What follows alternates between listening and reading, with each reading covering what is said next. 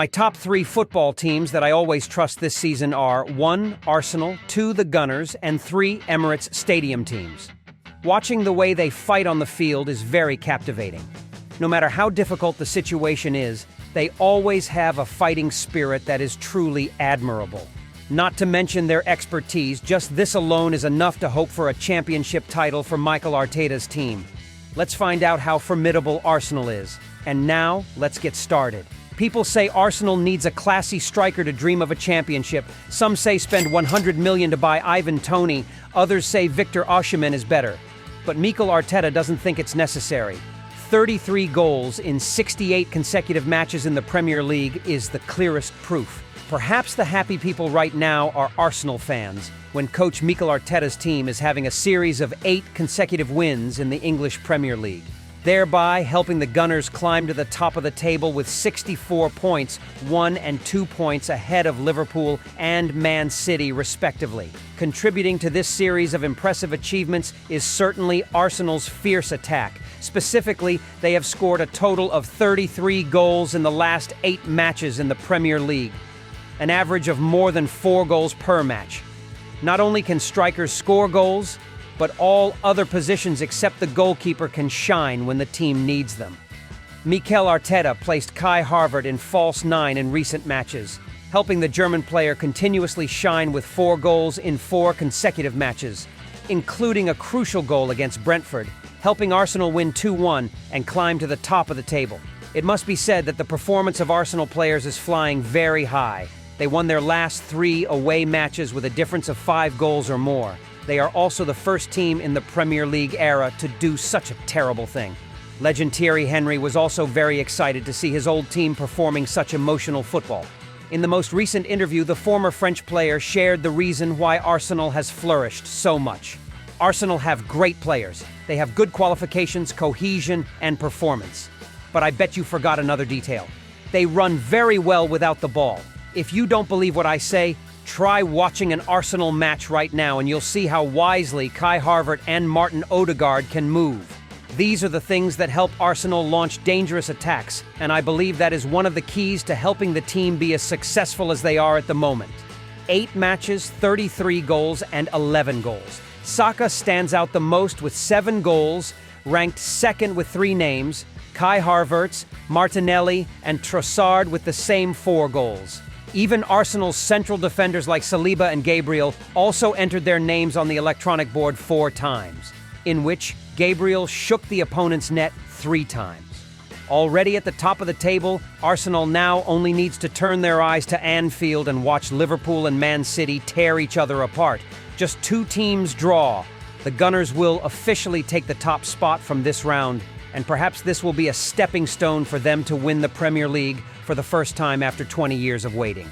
Arsenal has very diverse attack plans this season. As a team that scores the most goals in the EPL, it is surprising that they do not have any strikers in the top 5 scorers of the tournament. The bottom line is that every player can be a scoring factor. Maybe this comes from Mikel Arteta's extremely strange team arrangement. One of the things that creates Arsenal's impressive winning streak is the Gunners' ability to take advantage of fixed situations. This can even be considered a secret weapon for coach Mikel Arteta's team to turn the situation around and aim for the EPL championship. According to Opta statistics, Arsenal is the team that scores the most goals from fixed situations with 19 goals, 6 more than second-place team Everton. Of those 19 goals, 13 came from corner kicks. The worst team to suffer this is Newcastle. Magpies received defeat with a score of 1-4 at Emirates Stadium, including 2 goals conceded from corner kicks by the home team Arsenal. It must be said that Arsenal owns players with good height as well as the ability to move intelligently to catch the ball's dropping point before launching a finishing situation. Gabriel is one of the names that possesses that. Statistics from the 2020-2021 season, the Brazilian player is the best scoring midfielder in the EPL in particular and the world in general with 14 goals. This achievement of Gabriel helps him become Arsenal's second best scoring defender, 8 goals behind Laurent Koscielny. In addition, we must also mention the merits of Nicolas Jover. He is Mikel Arteta's assistant and is also the Gunners' coach in charge of fixed situations. This is not the first time the 42-year-old man has been mentioned. While he was at Man City, Jover helped the Etihad home team improve many set-piece plays. It is no coincidence that in the 2019-2020 season, Man City is the club with the most goals in the Premier League in these types of situations. The 2024 season can be considered Jover's highest season when he helped Arsenal have 19 goals.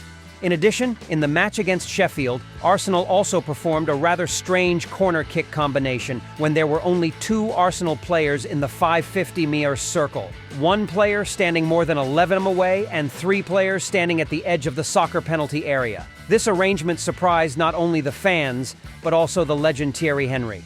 The former Arsenal player spoke on Sky Sport.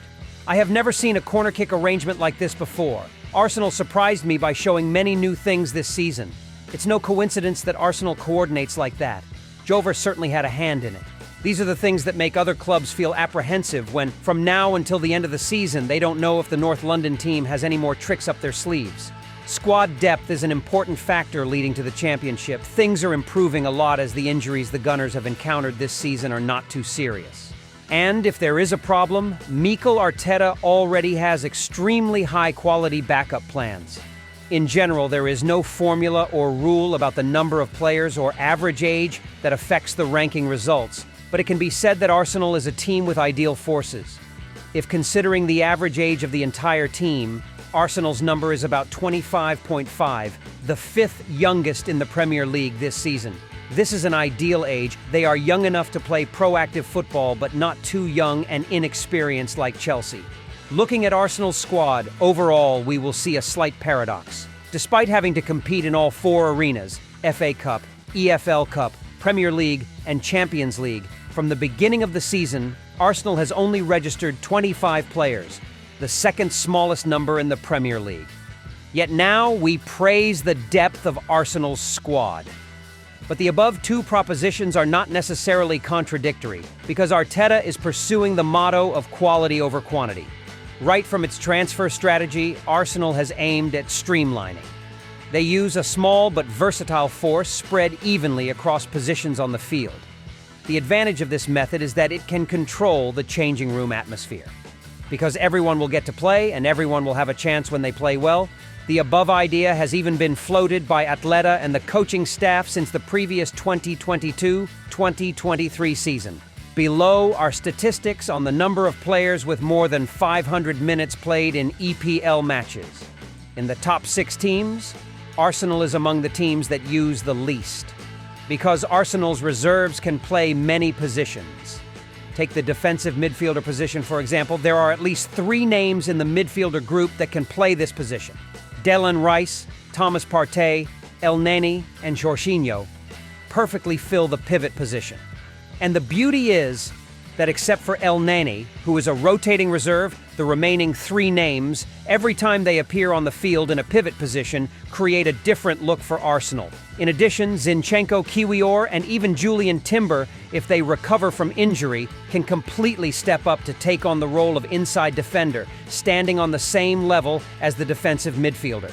In the attack line, in addition to the 2 men anchored at the 2 corners, Martinelli and Saka, Gabriel Jesus, Trossard, and Kai Havertz can completely take on all positions on the attack line. Many individuals with different movements can create chaos for both the opponent and Arsenal themselves. But if they do well, those moves will be Arsenal's extremely lethal weapon in attacking opponents. In short, Arsenal has a lot of strength as well as tactics. They also have enough quality players and tactical moves. This will be a part to specifically talk about Arsenal's unsung hero, Jorginho.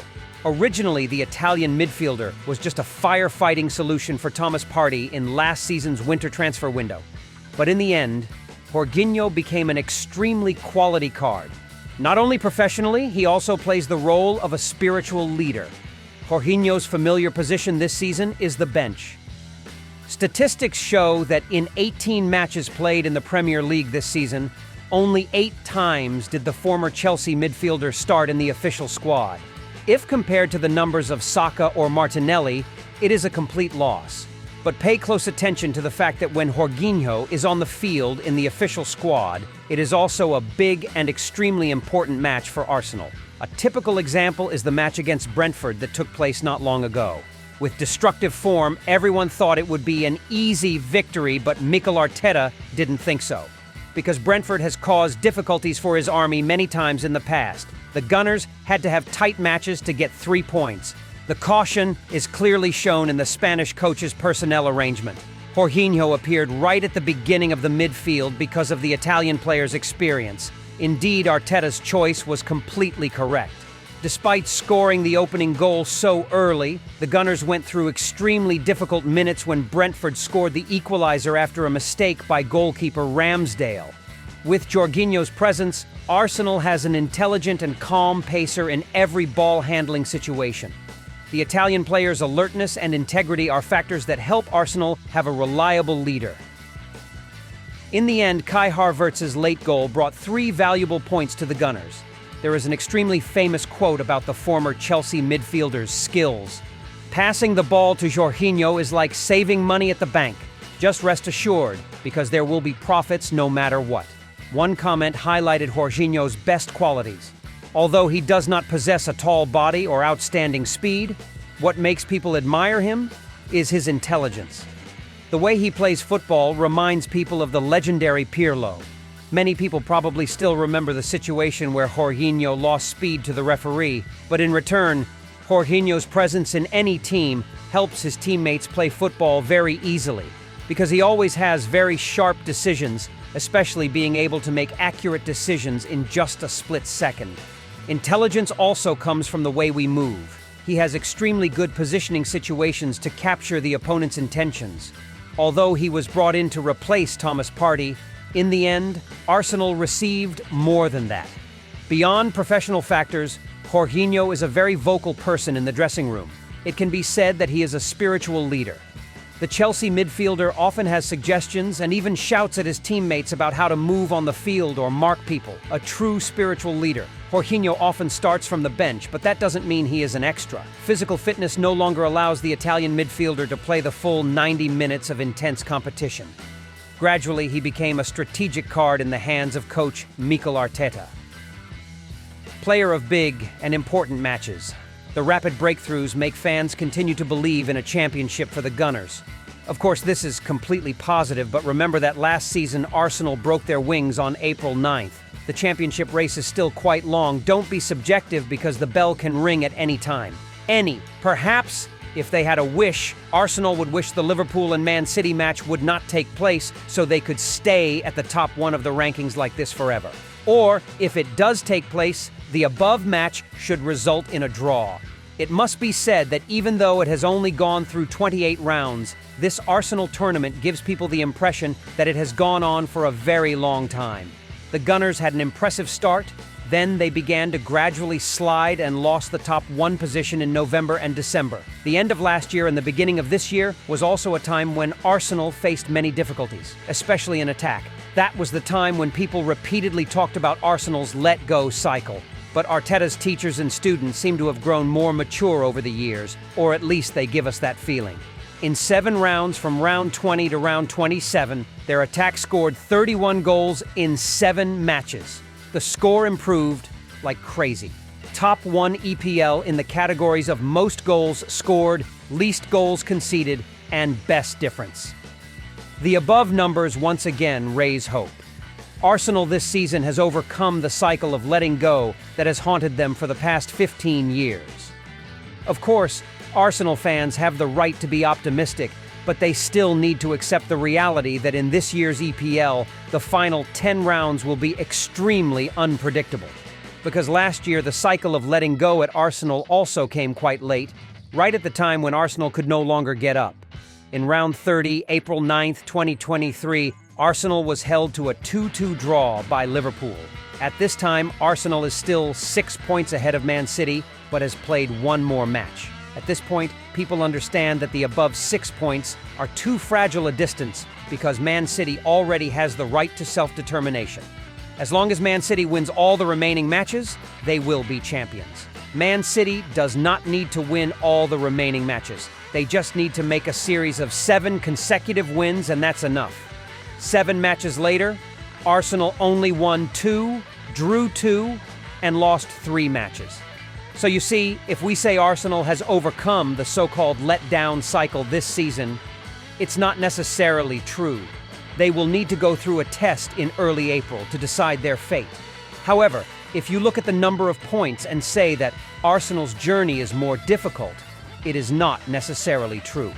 Because this year's race is difficult for Arsenal, but it is also more difficult for Man City. Liverpool is back, and this will be the story of a race between 3 teams, an extremely new format, promising interesting points in the next 10 rounds. Finally, it must be recognized that Mikel Arteta's army is making remarkable progress. The championship, sooner or later, will belong to them. The question now is whether it will come this year or not. Now goodbye, and see you again on commentator An Kwan's channel.